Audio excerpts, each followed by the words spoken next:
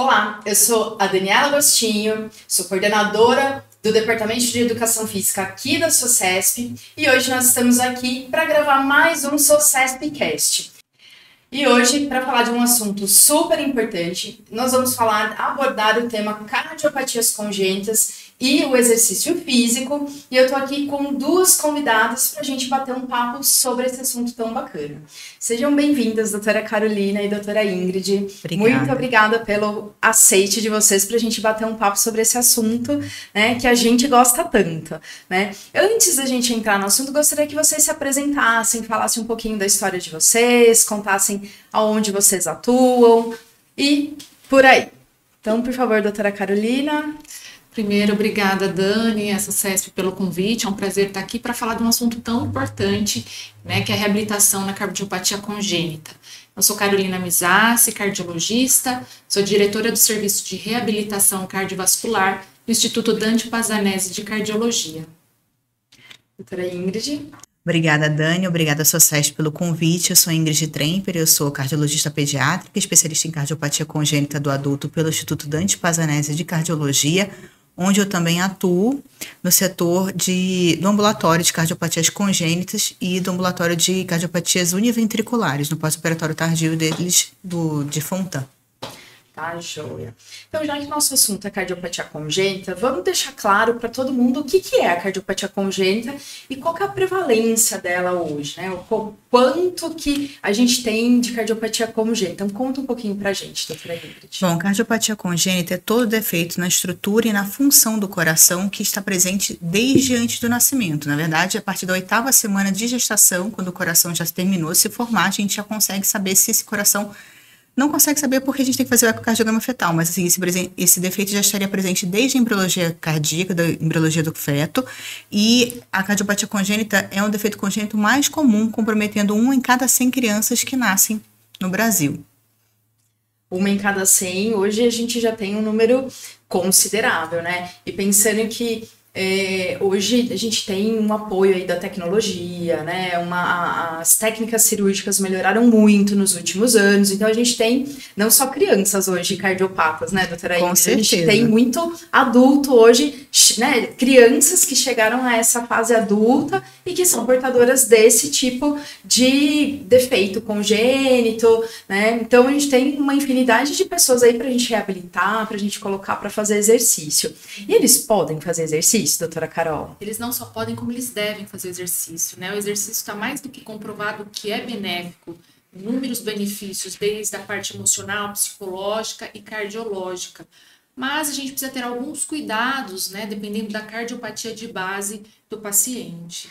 Joia, então vou pegar esse gancho. Quando a gente fala cardiopatia de base, para as pessoas entenderem o que é isso, existe uma cardiopatia mais leve, um defeito mais simples, um outro, um defeito mais grave? Como que a gente pode explicar isso, doutora Ingrid? Com certeza, Dani. A gente tem cardiopatias mais leves, que são as cardiopatias assim, mais frequentes e, por exemplo, comunicação interventricular, comunicação interatrial, persistência do canal arterial. São cardiopatias mais simples, são as cardiopatias mais comuns, com maior incidência, as cardiopatias de shunt, e cardiopatias mais complexas, no caso que a gente colocaria nesse meio as cardiopatias univentriculares, com mais defeitos associados, aquelas mais que comprometem o bem-estar do paciente. Eu acho que sempre quando eu falo desse assunto, né, porque foi o tema da minha tese de doutorado, né, eu estudei aí os cardiopatas congênitos adultos, e quando eu falo para os profissionais de educação física sobre esse tema, eles às vezes ficam impactados de saber que existe um tipo de cardiopatia que, vamos dizer que a pessoa não tem um ventrículo, né? Não se formou, né? Então eles ficam assim, nossa, mas como que pode isso, né? E esse também é um paciente que se beneficia muito fazendo exercício físico, né? Eu acho que a gente precisa até, não só o exercício, mas a gente precisa incentivar a atividade física, né? Essa atividade do dia a dia, porque hoje as nossas crianças estão muito sedentárias, não é verdade? Eu acho que a gente está mudando o conceito. Eu vou te dizer assim, quando eu entrei na residência, há 10 anos atrás, a gente não falava que a criança cardiopata congênita podia fazer atividade física. E isso foi uma quebra de paradigma, porque a primeira diretriz que a gente começa a falar de atividade física em cardiopata congênito foi da American Heart em 2015. Então, é relativamente recente. Em 2020, a europeia, a ESC, lançou uma nova diretriz. Então, assim, a gente tem pouco tempo, vamos dizer assim, em termos de diretrizes realmente que recomendam, que endossam a prática do exercício físico no cardiopata congênito. E agora a gente tem uma população que está se invertendo. A proporção de adultos com cardiopatia congênita é muito maior em relação à de criança, justamente pela melhora das técnicas cirúrgicas, do acompanhamento no pós-operatório. A gente está tendo essa inversão. Antes a gente tinha muito mais crianças, mas a sobrevida agora está muito maior.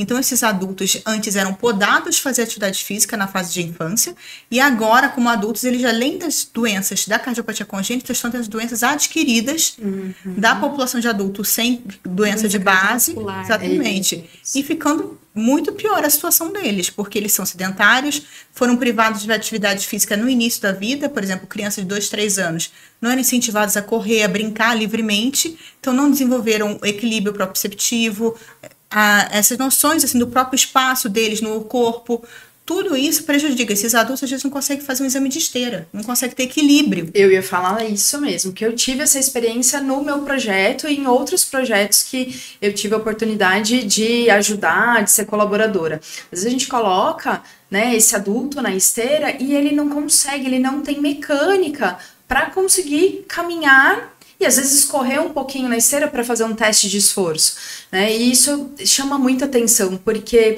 a gente tem que saber correr, né? Porque é uma habilidade básica, isso a gente trabalha muito na educação física, né? As habilidades básicas, a gente tem que saber lançar, arremessar, saltar, então tudo isso é básico, a gente aprende na educação física escolar, a gente aprende quando a gente entra num esporte, né? Seja qual for, a gente vai ter essas habilidades dentro do contexto, né? E a gente chega a ver adultos que mal conseguem fazer um teste de esforço, e né, lembrar Carol? que o exercício físico, ele diminui os fatores de risco cardiovascular. E sabendo que a gente tem uma população, devido à maior sobrevida, uma população muito grande, adulta, com cardiopatia congênita, imagina essa criança desde pequeno, sem fazer exercício. Então, aí aumenta o risco de obesidade, hipertensão, diabetes, que são fatores de risco cardiovascular futuro. Então, a importância de se propagar que é importante fazer o exercício físico. A gente sabe que o aumento de apenas 1 MET na capacidade funcional diminui em até 13% mortalidade.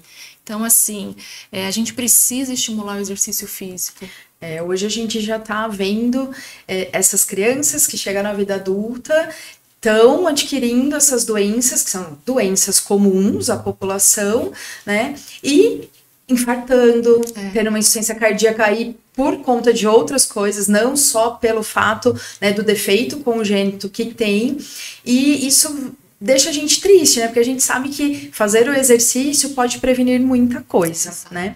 E quando a gente pensa no exercício físico, vamos dizer, estruturado, ele vai para uma academia, ele vai fazer um esporte, ele vai para um curso de dança, que tipo de avaliação, vamos dizer, seria ideal para essa pessoa fazer? Então, vamos pensar primeiro no adulto. O adulto que já tem uma cardiopatia congênita, está totalmente corrigida, né? Já passou por todas as cirurgias que podia, está bem, está estável e quer fazer exercício. Qual que é a recomendação para ele? Então, o paciente que já tem uma cardiopatia de base, é importante fazer uma avaliação pré-participação. Então, nessa avaliação, a gente vai estratificar o risco desse paciente. Então, através do ecocardiograma, a gente vai ver a função ventricular, se é baixa, se tem alguma outra cardiopatia, se dentro da cardiopatia corrigida ficou alguma coisa residual com repercussão ou não. O Holter, porque a população, né, de cardiopatia pediátrica, muitas delas dão arritmias, como, por exemplo, o falô. Então, a gente tem que avaliar a arritmia pelo Holter e também como é o comportamento hemodinâmico desse paciente durante o teste de esforço. A pressão arterial está subindo de maneira adequada, a frequência cardíaca está adequada, tem arritmia ou não no esforço, tem sintomas ou não.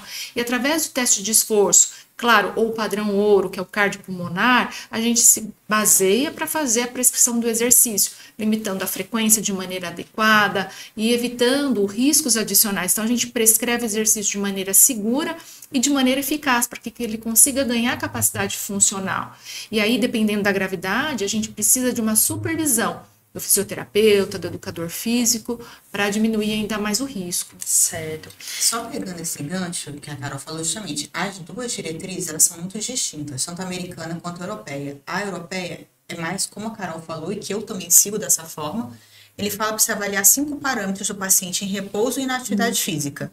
Como a Carol falou, a função e a estrutura desse ventrículo, se tem lesão residual após correção cirúrgica mesmo, a pressão da artéria pulmonar, presença de arritmias no repouso e na atividade, a saturação e a dilatação da artéria aorta.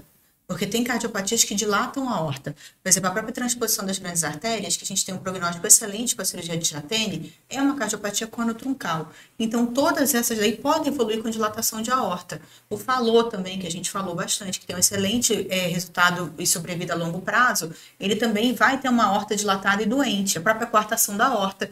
Então, esse parâmetro da avaliação da aorta é importante. Algumas cardiopatias, você vai ter que fazer mais que o eco. Precisar, talvez, de uma tomografia para avaliar essa aorta. Ou uma ressonância, no caso do falô, para avaliar melhor o ventrículo direito e também no Epstein. O Holter, também, que a Carol falou, é importantíssimo, que você vê o comportamento elétrico desse coração no repouso. E o teste cardiopulmonar, que eu aprendi a ser fã, né? E se não tem, o ergométrico já tem de boa parte das coisas, né?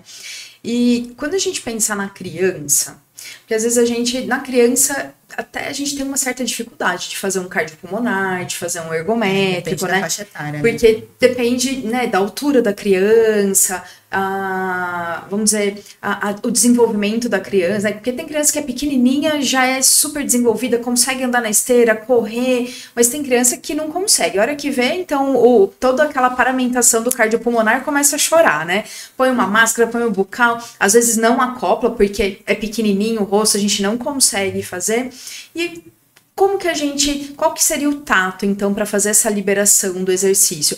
Com a avaliação do pediatra, já tá ok? A gente pode, vamos dizer, brincar um pouco mais, a gente pode fazer algum exercício um pouco mais programado, né? Porque assim, pensando que é o pequenininho, ele vai fazer algumas atividades que às vezes ele se autolimita, se ele cansar. É isso que eu ia falar. Né? A criança, ela é muito mais esperta do que a gente pensa. Assim como a criança sabe manipular pai e mãe, a criança sabe se autolimitar. A gente que é adulto, que é teimoso e que se força além do seu limite. A criança, ela sente o limite dela e para. Acho assim, se tem cardiopatia de base estrutural, um ecocardiograma sempre. E para burlar, vamos dizer assim, essa questão de não conseguir fazer o teste ergométrico e o Holter, no consultório, geralmente eu falo para as mães, bota o Holter e leva a criança pro parquinho. Deixa a solta brincando, porque criança tem que ser criança, gente. Então, ela tem que saber que ela pode brincar, que ela pode se divertir, ela tem que descobrir o mundo a partir dessas brincadeiras. Não tem que ser autolimitada e podada. A gente, para liberar um esporte competitivo, uma escolinha de futebol, ou educação física na escola, a gente precisa realmente que isso é um exercício mais estruturado, a gente precisa realmente ter mais segurança. Agora, para brincar, uma brincadeira lúdica, uma brincadeira assim, não acho que precise tanta coisa, mas essa estratégia do Holter, ele solta no parquinho, geralmente dá certo. Excelente, excelente mesmo, porque é isso, aí você pede pra criança correr um pouco, pode até propor algum circuitinho pra ela, né, brinca junto, né, fazer ela correr mais. Porque tem mães que falam pra criança, bota o Holter e fica quieta. Não, não é assim. O Holter deve adorar. A intenção é tentar pegar alguma arritmia, de fato testar pra gente ver esse comportamento hemodinâmico, né, ou pelo menos comportamento de ritmo cardíaco, da frequência cardíaca, se aparece ou não alguma arritmia mais complexa, porque aí dá para liberar para os exercícios de uma forma mais tranquila, né? E quais seriam os sinais que a gente precisa, vamos pensar, tanto a criança quanto o adulto, começou, tá fazendo exercício, seja ali na educação física da escola ou na academia, junto com o personal. Quais são os pontos de atenção para as cardiopatias congênitas que quem estiver lá com ele, seja o profissional de educação física ou o fisioterapeuta, precisa se atentar? A gente tem alguns sinais e sintomas, tanto em criança quanto adulto. Por exemplo, eu estava fazendo exercício. Desse momento para frente, ele começou a se cansar mais. Isso é uma coisa que chama atenção. Está cansando e antes ele não cansava para a mesma atividade física.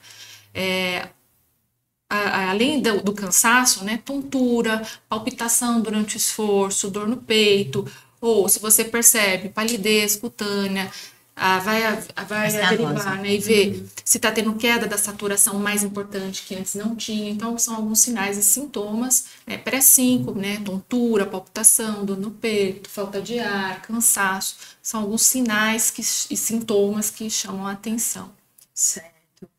E vocês já tiveram algum paciente de cardiopatia congênita que fazia exercício físico e de repente marcou assim vocês? Falou assim, nossa, eu lembro de tal história e que é uma pessoa que se destacou fazendo exercício, ou uma criança que teve uma história em comum ou engraçada com relação ao exercício físico?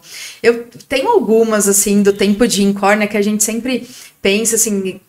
Eu lembro de um paciente, um univentricular, que chegou para participar de um dos nossos protocolos, né, de exercício, e ele foi muito curioso, porque ele chegou e falou assim, sempre me falaram que eu só tenho um sopro, e ele tinha muito mais do que um sopro, né, ele era um univentricular, e ele aprendeu muito participando desse projeto, né, então ele se apossou do que é o coração dele, o como é, e ele até abriu página nas redes sociais para ajudar outras pessoas que tinham o mesmo problema.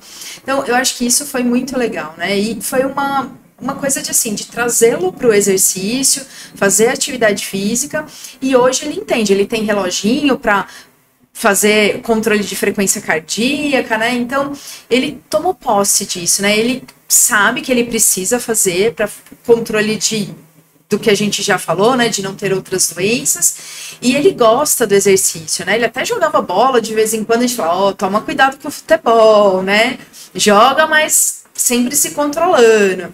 Então, eu acho que ele foi um caso muito curioso, assim, pra gente, porque foi aquele paciente que nunca pôde fazer nada, ninguém nunca deixou, e quando alguém ligou para ele e falou assim, quer vir participar de uma pesquisa que vai envolver exercício físico, foi assim, a transformação da vida dele, e na época ele tinha acho que 18 anos, 17 para 18 anos, né, então hoje acho que passou já por volta aí de, sei lá, 7, 8 anos, eu vejo ele nas redes sociais, de vez em quando ele posta que ele tá treinando, ele tá fazendo exercício, então que legal, o exercício consegue mudar a vida dessas pessoas, né? Então, vocês lembram de algum? Tem um caso assim, mas não é bem na reabilitação, é uma criança fazendo um teste cardiopulmonar e eu estimulando, vamos, a mãe, mas filho, você não tá com dor no peito? Filho, você não tá com falta de ar? Não é melhor parar? Não, calma, vamos lá, vamos tentar mais um pouco. Então, assim, chega a ser engraçado, mas você veja quanto é importante a educação também da mãe, do pai, da família em relação à importância do exercício físico, porque eles veem isso como uma coisa assim ruim. Que vai prejudicar o coração, né? Eu lembro de algumas vezes que a gente fez teste com as crianças, a gente olhava para a mãe assim, a mãe estava em lágrimas, né? Tipo, nunca vi ele correr desse jeito. Filmar, tirar foto. Então, como pode transformar. E, na verdade, assim, a informação, né? Eu acho que isso, às vezes, falta um pouco, né? A gente, como agentes de saúde, a gente conscientizar um pouco mais os pais, né? Falar, ó, pode fazer, tem que fazer. Não só os pais, mas os próprios colegas. Porque, por exemplo, mês passado, eu atendi um menino no ambulatório de Fontã, que era a primeira vez no meu ambulatório comigo. Aí eu tava falando dele, a mãe revoltada, assim, você acredita, doutora? Ele quer ir pra academia fazer musculação, e ele pode. Ela só faltou me bater, que eu falei que ele podia ir pra academia. Aí ele abriu um sorriso gigante, ficou todo feliz, assim, você pode com segurança, porque você tem um teste cardiopulmonar recente, sei o que e tal. Aí a gente foi conversando, aí eu prescrevi atividade física também para ele, falei que tinha que fazer tantos por cento da carga máxima, aquela coisa toda assim, orientando, e a mãe apavorada. Mas ele pode mesmo? Tem problema não? Eu falei, pode. Isso não é só na cardiopatia congênita, também chega paciente no meu consultório pós-infarto, por exemplo, assim, o médico falou que eu não posso fazer atividade física. Não, você deve, conversando. Hoje ele manda foto. Então, olha aqui onde eu estou. Ai, que legal. Isso é muito bom. Eu acho que a gente tem também que desmistificar algumas coisas do exercício e do esporte. Porque a gente sempre pensou, musculação, todo mundo já vem na cabeça aquele fortão, mega sarado, que, tipo, tá indo pro fisiculturismo, né? Então, ninguém entende a musculação como um exercício de fortalecimento, que é importante. E eu sempre falo, a questão do exercício está na intensidade. Exato. Então, todo mundo pode fazer exercício, mesmo aquele que é ultra grave, ele pode fazer. Só que a intensidade para ele vai ser diferente do que é, né, do que é menos grave. Então, esse paciente que é muito grave, ele vai fazer leve.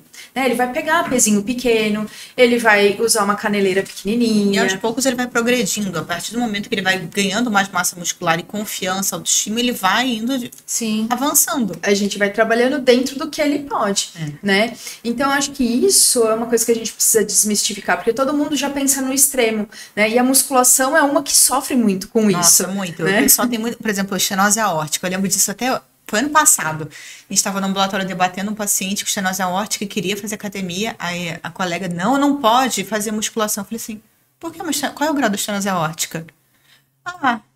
Eu olhei assim, não é importante. Então ele pode fazer exercício. Mas não é pior? Eu falei, eu acho que é pior se ele fizer um exercício aeróbico, vai taquicardizar e vai ser pior. Então, a musculação, as pessoas têm muito medo e acham que o aeróbico às vezes é mais seguro. Mas dependendo da cardiopatia e da situação, a musculação é mais segura do que o aeróbico. Isso, tipo, a caminhadinha, que pode ser um pouquinho mais acelerada, uma esteira, às vezes pode trazer mais malefício do que a musculação. Então, acho que isso a gente tem que desmistificar para os colegas, para as famílias, que pode fazer exercício físico, pode fazer musculação, mas o mais importante disso, eu acho que é o follow-up. Que esse paciente, você não pode liberar ele para fazer atividade física e largar ele no mundo. Ele tem que fazer uma avaliação periódica, de pelo menos a cada 6 meses, para você manter isso e reavaliar se houve alguma mudança no status hemodinâmico e funcional dele. Isso.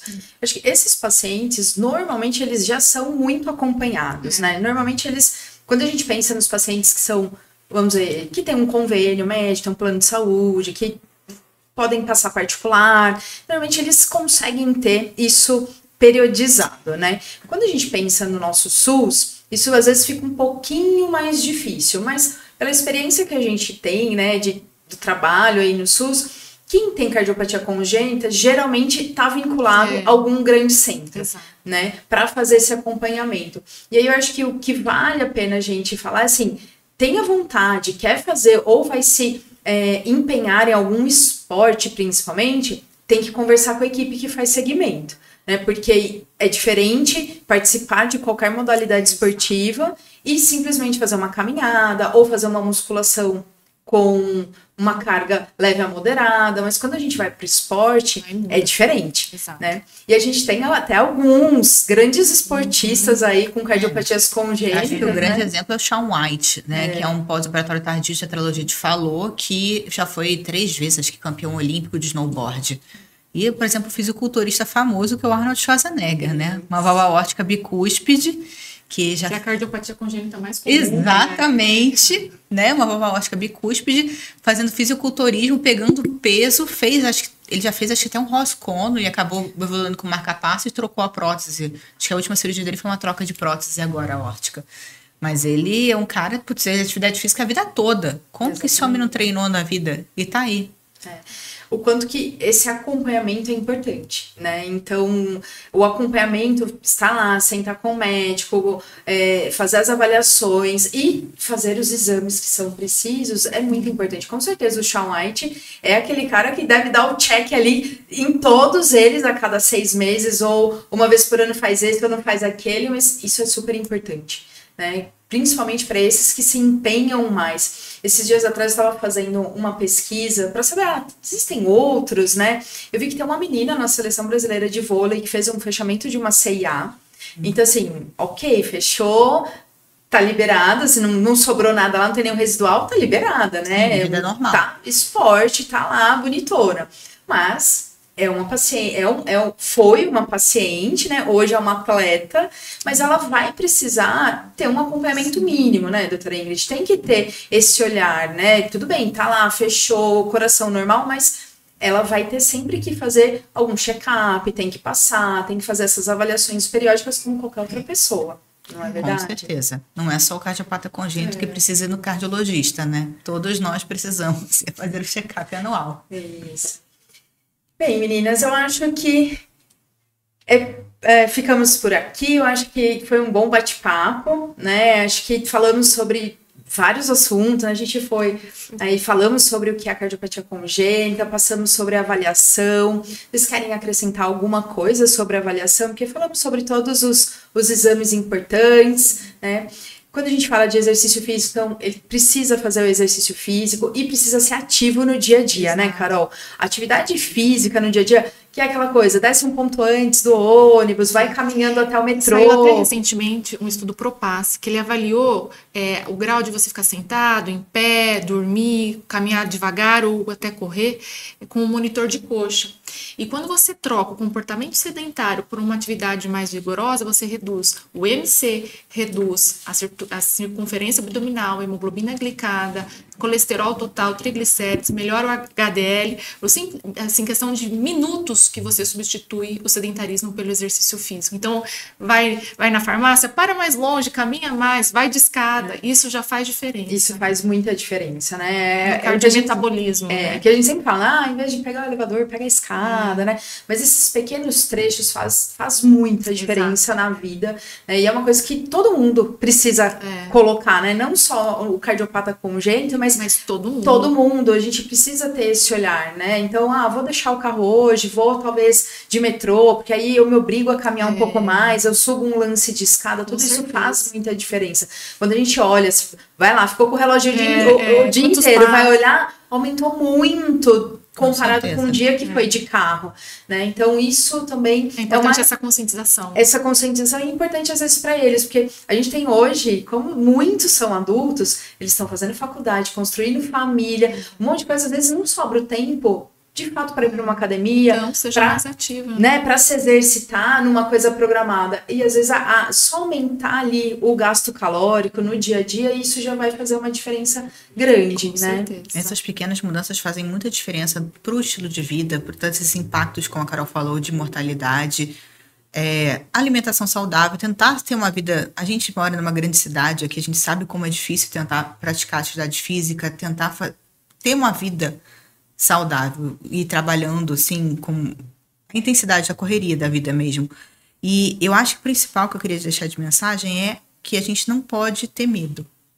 A gente tem que desmistificar isso, de que o cardiopata congênito não pode fazer atividade física. Ele é um paciente como qualquer outro. Ele precisa talvez de uma avaliação pré-liberação mais rigorosa. Né? Então, assim, você é seguro, você prescrever atividade física é recomendado e a gente não deve incentivar que essas crianças sejam podadas, tem que conscientizar a família. Faz muito mais mal do que exatamente, entendeu? Porque você tem de criança sedentária e obesa com alto tempo de tela que prejudica não só a parte física, né, mas tipo o desenvolvimento neurocognitivo dessas crianças é absurdo. Então, a gente tem que estimular atividades ao ar livre, brincadeiras ao ar livre, depois atividades físicas. Precisa de ter uma avaliação mais rigorosa antes? Sim, precisa, mas ele já vai ter que passar no médico, porque ele é um cardiopata congênito, ele já passa com o seu cardiologista pediátrico, já faz seu acompanhamento. E conscientizar os colegas da importância do exercício físico, porque ele é um remédio. Ele é um outro pilar de tratamento em tudo, nas prevenções, na insuficiência cardíaca. Eu costumo falar que se o exercício pudesse ser encapsulado, ele seria o remédio mais vendido. Não, seria o ideal, né? Porque ele faz mudanças que nenhum remédio dá. Você pode juntar todas as classes dos 4 pilares de tratamento da IC e talvez eles juntos não façam tão bem quanto o exercício físico. A gama ali, o leque que o exercício físico atua é demais, né? E uma coisa da criança que eu também sempre, quando a gente está falando de exercício, eu acho que é importante conscientizar o pai para brincar junto com a criança, né? Então, assim, a criança precisa fazer exercício, a gente vai desligar a tela, desliga e vai brincar junto, que já é uma forma do pai também se exercitar, né? Então, vai correr atrás da bicicleta, correr atrás da bola, bater bola junto com a criança, tudo isso ele já vai estar também fazendo uma atividade física, né? Então, isso eu acho que é importante a gente mostrar para o pai, porque às vezes o pai fala assim, sai dessa tela, não sei o quê. Mas assim, se ele não for lá, né, não pegar, desligar e falar assim, o que nós vamos fazer agora? Vamos brincar, né, e levar para fazer alguma coisa, a criança às vezes não vai realmente sozinha, né? A gente tem que dar esse incentivo, tem que estimular, né? Criança pequena cansa. Eu sou mãe, Carol também é mãe, então assim, com certeza criança pequena cansa. Eu não tenho energia que meu filho tem. E aí dá para treinar junto com eles normalmente, né? Carol, Isso quer aí. deixar alguma mensagem? Conscientização, isso é importante, né, para os colegas médicos, para as pessoas, para os familiares, da importância do exercício físico, tanto na cardiopatia quanto para as pessoas sem cardiopatia, né? E mais uma vez, obrigada pelo convite, foi muito bom estar aqui com vocês. Muito obrigada, doutora Ingrid, muito obrigada, Obrigada. Carol. E quem sabe a gente nos vê numa próxima aqui para falar sobre outros assuntos, né? E hoje nós ficamos por aqui no SUCESPcast.